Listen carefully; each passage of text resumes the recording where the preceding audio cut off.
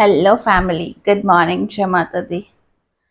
Sir, आज हम बात करेंगे सी सेक्शन डिलीवरी के ऊपर।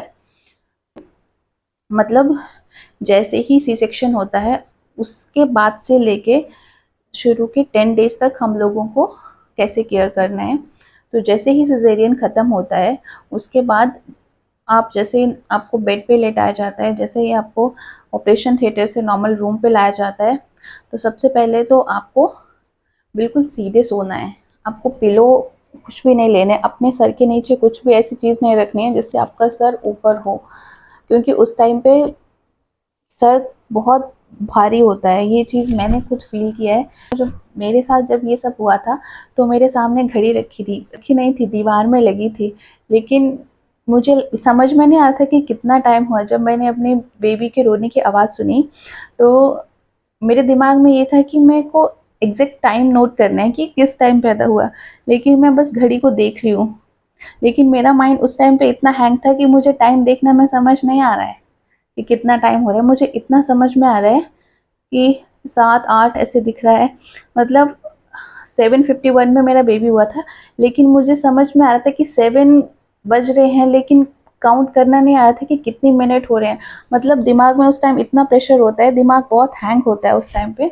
तो हम लोगों को अपने सर को थोड़ा रिलैक्स छोड़ना है, कुछ भी ना साइड में कोई पिलो लेना है और ना ही नीचे से, मतलब हमें कोई भी बैक सपोर्ट लेना है, हमें सिर्फ सीधे लेटना है। एंड सेकेंड थिंग, जैसे ही 1-2 घंटा होता है तो एनेस्थीसिया का असर धीरे धीरे कम होने लगता है। तुरंत बाद हम लोगों को क्या करना है, बस लेटे नहीं रहना है।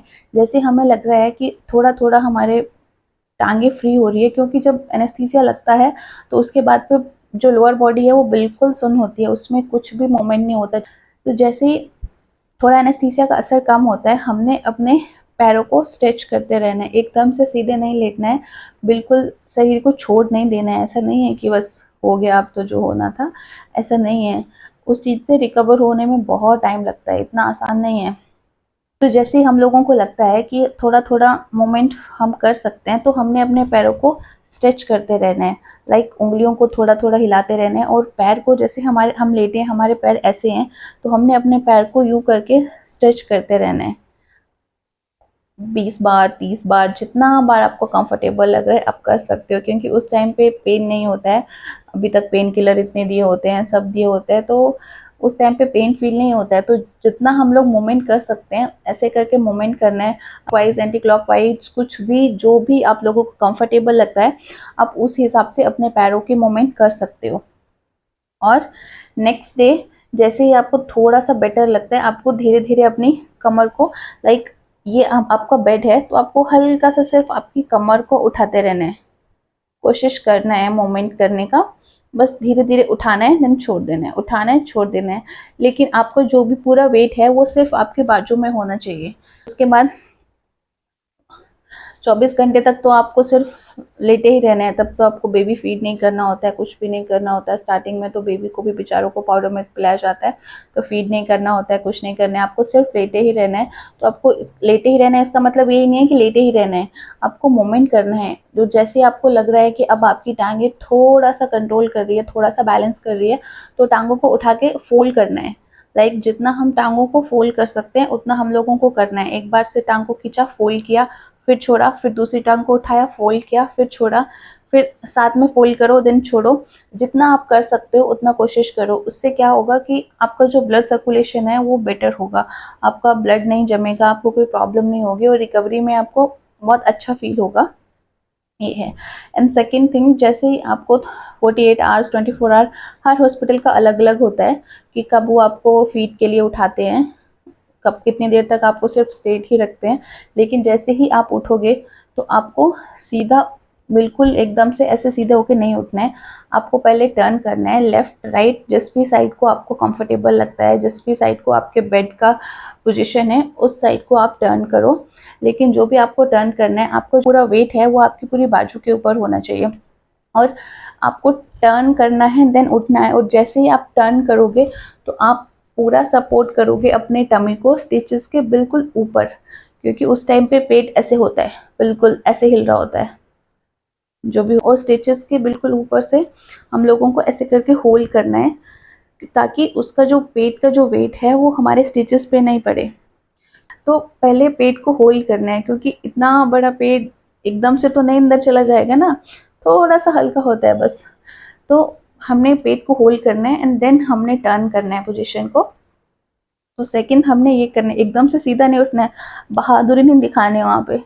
आराम से अपना रिलैक्स होके अपना टर्न करो और अपना उठ के बैठो। पूरा वो शेरनी बन के नहीं खड़े होना है, ठीक है? जहाँ शेरनी की ज़रूरत होती है वहाँ शेरनी बनो, लेकिन उस मोमेंट पे शेरनी की ज़रूरत नहीं है। तो आपको जब भी आपको उठना है, तो आप जो भी आपके पास है, आपके हस्बैंड हैं, फैमिली, कोई भी फैमिली मेम्बर है, उनकी हेल्प लो, वो आपको उठाएंगे। और ऐसे नहीं है कि ये लो पकड़ो हाथ और खड़े हो गए, ऐसा नहीं करना है।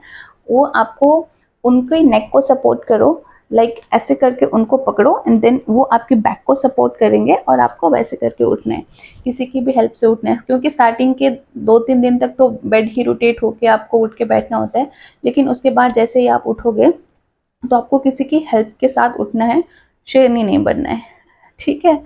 जैसे ही आपको फीडिंग के लिए उठाया जाता है, उसके बाद से ये नहीं है कि जस्ट फीड करना है और उठना है, ऐसा नहीं है। आपको उठना है, थोड़ा वॉक करना है।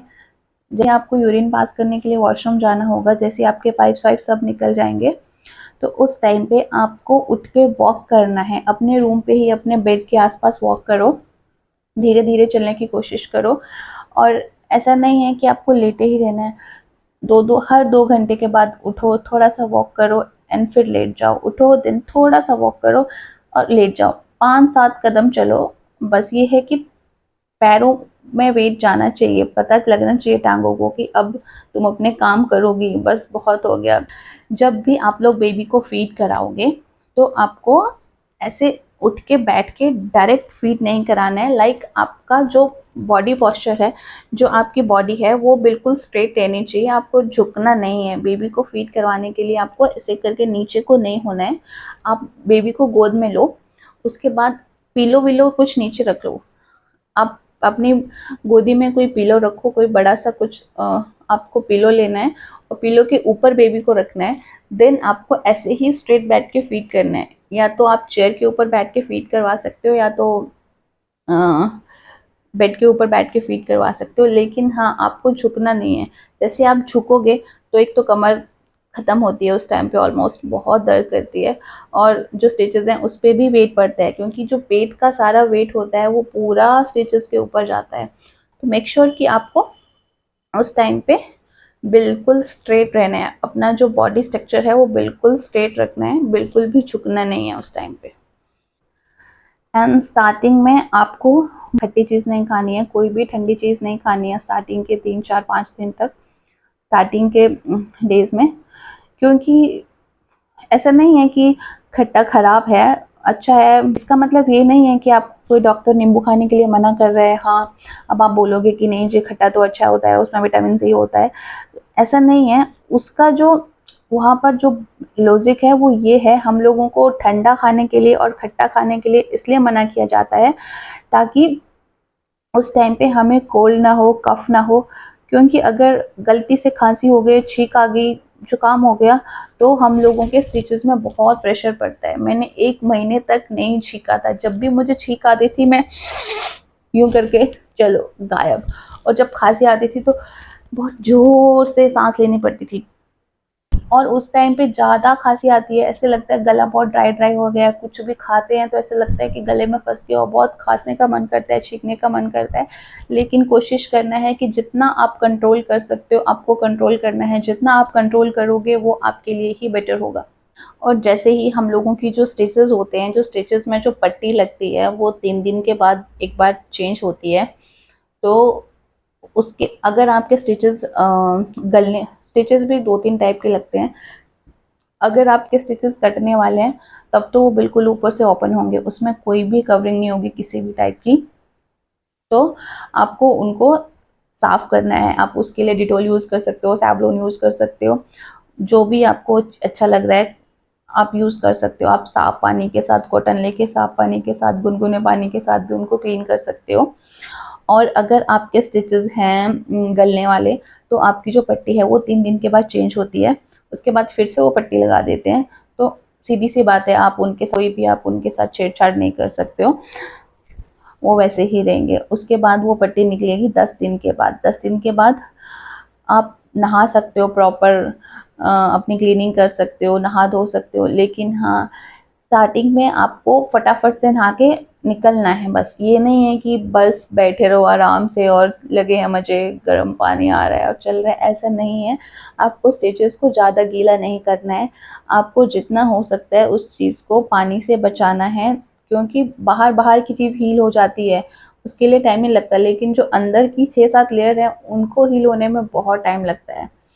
तो वो नहीं है, पानी के साथ नहाना है, खेलना नहीं है, तो चीज़ को श्योर कर लो।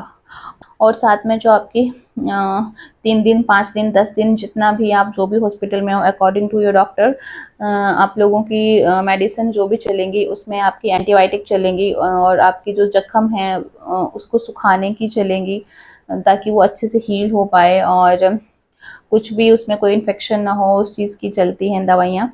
और प्लस आपको कोई भी ट्यूब लगाने को दी जाती है टाँकों के ऊपर, आपको अच्छे से टाँकों को क्लीन करना है, देन उसके ऊपर अच्छे से दवाई को लगाना है। और टाँकों को जितना हो सके आप खुला छोड़ो, हवा में छोड़ो। ये नहीं है कि यार साड़ी बांध लिया और ऐसे ऐसे करके, ऐसा नहीं करना है। और स्टार्टिंग के तो 5-7 दिन के लिए आपको लूज मोशन की भी दवाई दी जाती है, ताकि आपको पॉटी करने में प्रेशर ना हो, जिसकी वजह से आपके स्टिचेस में कोई प्रेशर ना पड़े। तो इसलिए आपको जो भी मेडिसिन दी है according to your health, according to your situations, जो भी है उस चीज़ को आपने प्रॉपर फॉलो करना है और उस चीज़ की अच्छे से केयर करनी है, क्योंकि जो शुरू के 5-7-10 दिन होते हैं वो बहुत दिक्कत भरे होते हैं। तो ये स्टार्टिंग का केयर था हम लोगों का। नेक्स्ट हम लोग डिस्कस करेंगे नेक्स्ट वीडियो में आगे का जो भी केयर है। और अगर मैं अपनी बात बताऊं तो अभी मैंने काफ़ी हद तक रिकवर कर लिया है इस चीज़ को। अभी मेरे सिजेरियन को 2 मंथ कंप्लीट हो गए हैं, 3rd मंथ रनिंग है।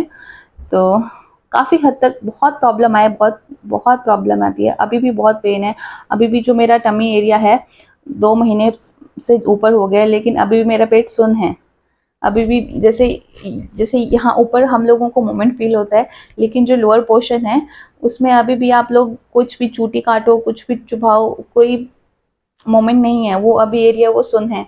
वो इसलिए होता है क्योंकि जैसे ही हम लोगों का सिजेरियन होता है, जैसे ही कट लगाए जाते हैं तो उसके साथ वो छोटी छोटी नस होती हैं, वो कट जाती हैं, और जिनको ग्रो होने में बहुत टाइम लगता है, क्योंकि होता है ना हमारी बॉडी में 2 टाइप की नस होती हैं। एक तो वो होती हैं जिनको हम लोग देख सकते हैं, पकड़ सकते हैं, पिन कर सकते हैं, और एक होता है कि जिनको हम लोग देख नहीं सकते हैं।